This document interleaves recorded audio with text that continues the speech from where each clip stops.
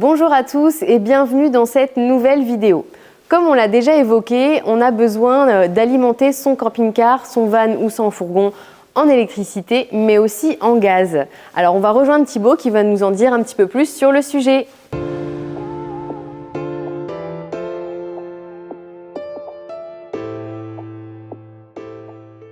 Alors Thibaut, qu'est-ce que tu peux nous dire un petit peu sur la partie gaz des véhicules de loisirs justement ? Le gaz va alimenter beaucoup d'éléments à l'intérieur du véhicule. On va avoir la gazinière, on va avoir le frigo, on va avoir le chauffe-eau, le chauffage du véhicule. Tout ça, ça passe par la bouteille de gaz que tu vois ici. Ok, et donc là je vois qu'il y a deux bouteilles de gaz. Qu'est-ce qui les différencie en fait ? Ok, donc tu retrouves ici une bouteille de gaz comme à la maison, de 13 kg. Donc on va commencer par celle-là dans un premier temps. Ça, c'est ce qu'on va retrouver de base sur une majorité de véhicules. D'accord ? Donc sous ce format-là, en 13 kg, des fois sur des fourgons, elles sont un petit peu plus petites, mais en règle générale, on va retrouver ce format-là. Donc là, l'installation qu'on a ici, soit c'est une, soit c'est deux bouteilles dans le véhicule. Ici, on part sur deux bouteilles. Et en plus, on voulait vous montrer l'installation parce qu'on retrouve ce qu'on appelle un duo control. Donc le duo control, comme vous pouvez le voir, on a deux lyres qui vont se connecter aux bouteilles de gaz. Le gros avantage de ce système, c'est que quand une bouteille va être vide, ça va basculer automatiquement sur la bouteille qui est pleine. Donc ça, c'est vraiment un gros confort dans l'utilisation du camping-car. Voilà, donc ça c'est le système le plus classique.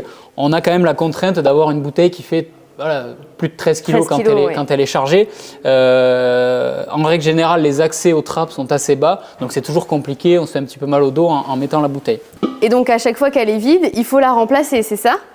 Exactement, à chaque fois il faut s'occuper de la consigne, de sortir la bouteille du véhicule, de venir la remettre derrière, et des fois c'est un petit peu contraignant. Autre contrainte aussi qu'on va retrouver avec ces bouteilles, c'est que le filetage qu'on a ici et qu'on a au niveau de la lyre ne va pas être le même en fonction du pays dans lequel tu voyages. Donc des fois, ça peut être aussi une problématique rencontrée par nos clients. Ok. Donc tu vois ici, on retrouve par exemple un jeu d'adaptateurs, 3 raccords internationaux. Donc ça permet encore une fois de voyager, de sortir de la France et de ne pas avoir de contraintes avec les raccords. Ok. Tout ça nous amène à la deuxième solution, donc qu'on va appeler la bouteille de GPL, donc le Gaslow là en référence. Donc là c'est un petit peu différent. C'est une bouteille qu'on va venir installer. Encore une fois, l'installation, il faut être très clair là-dessus. Il faut que ça soit réalisé par un professionnel. Donc les professionnels, vous allez les retrouver chez nos magasins Edilcar Accessoires. Donc cette bouteille elle va venir s'installer à plein temps dans le véhicule. Pour le coup, il n'y aura plus besoin de la rendre, d'aller changer la consigne. Non, elle reste en permanence dans le véhicule. Et on va faire une installation qui permet d'avoir un raccord déporté qui va être en général sur la carrosserie, à droite ou à gauche, peu importe de la trappe à gaz. Le gros avantage, c'est qu'il suffira de faire le plein par l'extérieur via une station-service ou autre, là où tu peux retrouver un accès au GPL. Donc pas besoin de la porter, de la déplacer, on se limite une grosse corvée et on a juste besoin de la recharger en station-service. Exactement, donc il faut juste trouver la station où tu as un accès au GPL et puis tu fais le plein un petit peu comme tu ferais le plein de ton carburant, c'est exactement le même principe.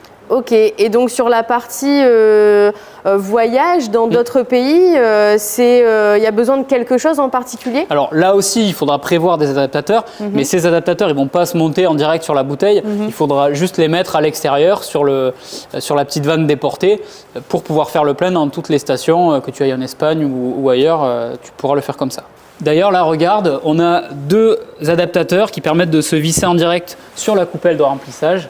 Donc ça, c'est vraiment parfait si tu souhaites voyager à l'étranger. Donc on vous rappelle que le gaz, c'est comme à la maison, il faut le manipuler avec précaution. Donc n'hésitez pas à aller dans un magasin Edilcar Accessoires pour vous faire conseiller et vous aider. Et justement, Thibaut, est-ce qu'il y a également des contrôles à réaliser ? Oui, alors tu fais bien d'en parler. Tous les ans, on va conseiller de contrôler tout son système de gaz. Dans un premier temps, les lyres et dans un second temps, tout le circuit en règle générale, même la bouteille. Il faut regarder également les lyres, il y a une date de péremption dessus, donc ça, il faut essayer de le suivre.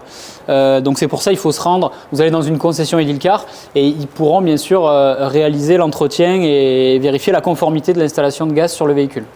Et en complément, pour voyager en toute sécurité, n'hésitez pas à faire installer un détecteur de gaz à l'intérieur de votre camping-car, votre van ou votre fourgon.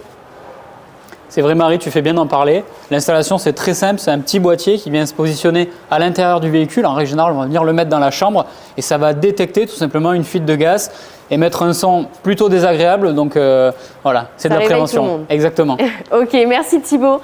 Si vous avez aimé cette vidéo, n'hésitez pas à liker, à commenter et on se retrouve dans une prochaine vidéo. À bientôt!